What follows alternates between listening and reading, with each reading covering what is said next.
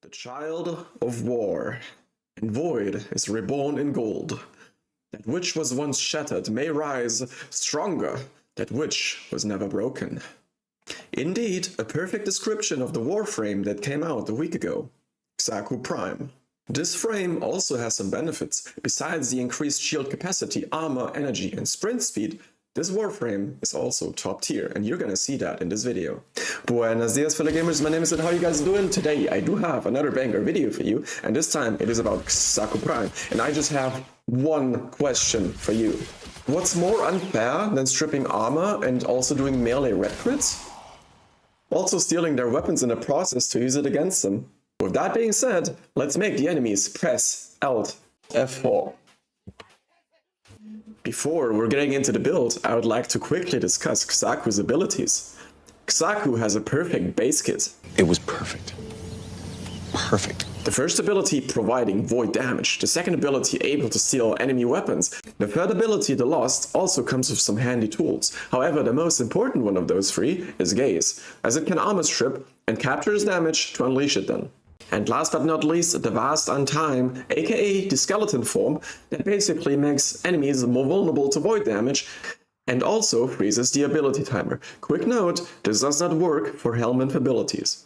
Let's get to the builds. For build number 1, I call this the unfair melee weapon build. The first thing I did is I put in 3 Umbral mods. We have Intensify, Vitality, and Fiber to not only boost our strength, but also our health and armor, which basically gives us more survivability. Number 2, range. Range is very important for Xaku. Keep in mind, we have a second ability called Grasp of Loke. So the more range you have, the more enemy weapons you're gonna steal. Also, this combines well with the fourth ability, the Vast Untime, as the more enemies you affect, the more they're getting vulnerable to void damage, and they're also getting slowed in the process. So this is like a win-win. As you can see, range is very important.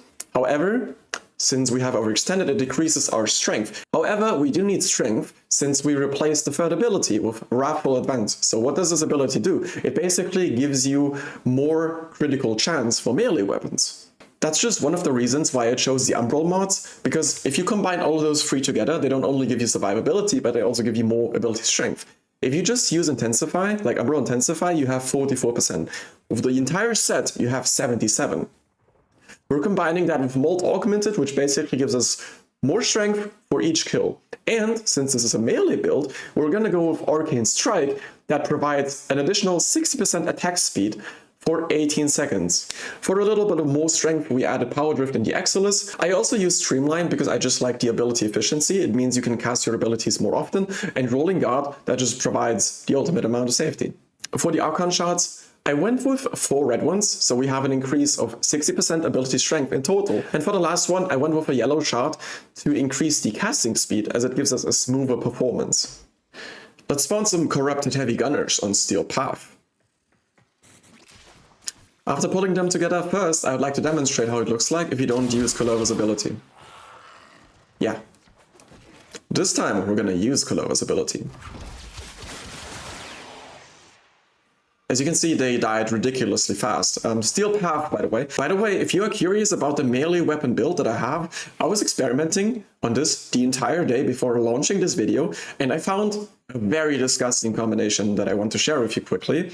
We do have Exodia Force. What this arcane does is it gives us 200% weapon damage on status effect. Another arcane I find quite broken is Melee Influence. I was testing a lot of arcanes. I was testing for exposure to have Corrosive. I was testing for duplicate, as your attacks are gonna hit twice if it's a critical base attack.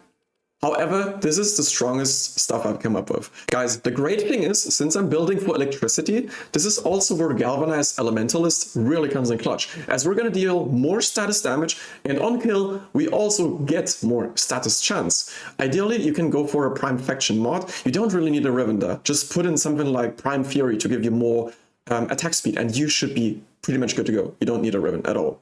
For the rest of the mods, we basically went with damage and critical damage, and also with Whipping Wounds, as the status that is provided is very essential. If you need further information for the Zor parts I was using, I used the Sekala, Plague Creep Path, and Vargeet J2. Now, if you need even further clarification, let Citaze tell you in Chinese. 金榜叮当 his don't go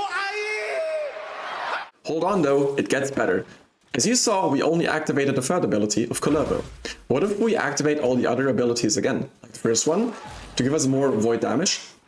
The last one, to make them more vulnerable to it. And the second one, to steal their weapons in the process. And now we just do this. And they have absolutely no chance. Stop it. Get some help. So now we're moving on to build number 2. Terrify. There's one thing I dislike about Xaku's base kit. If you remember, his third ability, Gaze, it can armor strip. However, it is stationary. But fear not, with Terrify, we can literally run around and we don't have to stick to a certain area to armor strip enemies. We can walk around, we can cast out Terrify, and we can always strip their armor. Quick fun fact, if you want to strip with the ability Gaze, you need more ability strength than you do with Terrify. So Terrify is just better. For the mod build real quick, I decided to go with 2 Umbra mods. I decided to go with Strength again. I decided to go with Energy Nexus to have a nice energy regen, and also Creeping Terrify since we're using Terrify. This combines super well. Like, imagine you strip their armor, you slow them down additionally, which is basically what this augment mod does. It slows them down by 60%. However, this is affected by strength. If you take a look at this, you can't probably see it because of the camera, but I will tell you anyway. It has a speed decrease of 80%. Okay, so you strip their armor, okay, you slow them down for 80%, and then you also steal their weapons. And then you have void damage, and then you make them more vulnerable to void damage. Like, dude, what? As narration is always nice, I also went with Prime Continuity. For the Arcanes, I went with Arcane Steadfast. I could go with Energize here, I just prefer this. On ability cast, 20% chance that the next 3 abilities will not cost energy. Keep in mind, your abilities are frozen, so the only ability you have to cast is the Vast Untime. This does not include Terrify, you always have to cast that separately.